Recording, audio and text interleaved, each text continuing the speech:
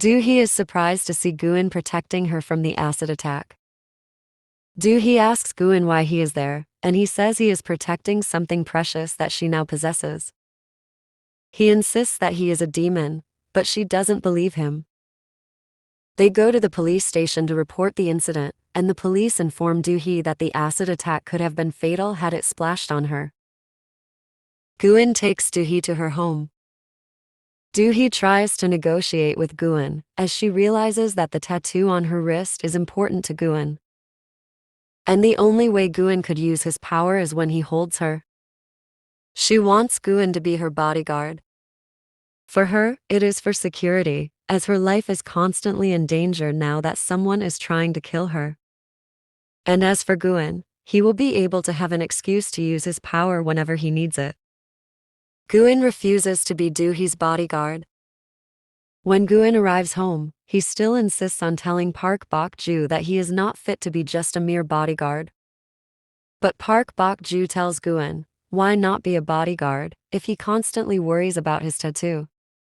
Meanwhile, Do-hee sees the news about the employee who was found dead.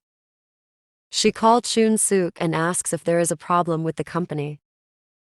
She also tells Chun-sook that the employee who is found dead called her before.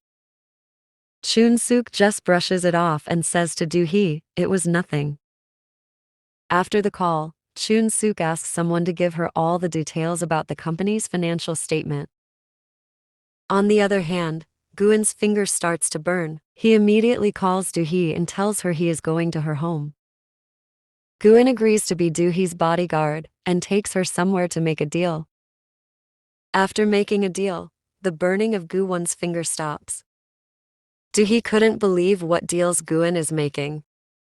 She gets upset and doesn't want anything to do with him. Guin, on the other hand, wants to celebrate and eats his cake. Park Bok-ju informs him about the weather, temperature, and condition on the day he lost his tattoo.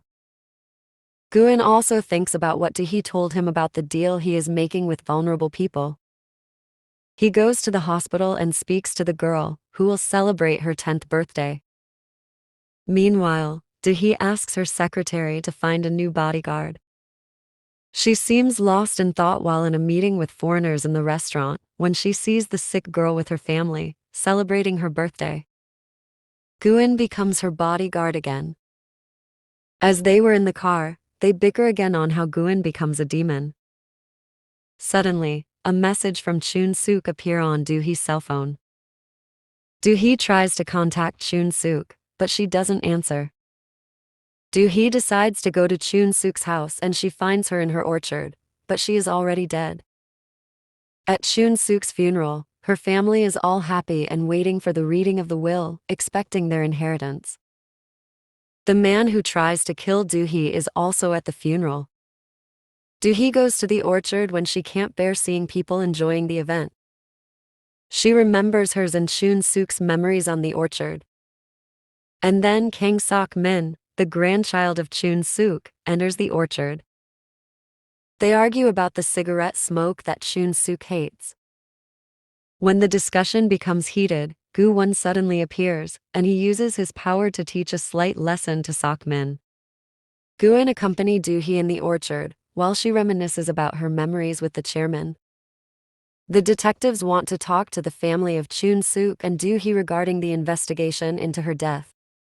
They inform them about the medicine that the chairman took right before her death. Do-hee tells the detective that Chun-sook was allergic to that type of medicine. She suspects that something isn't right and the death of the chairman is a murder. But all of Chun-sook's family member wants to close the investigation.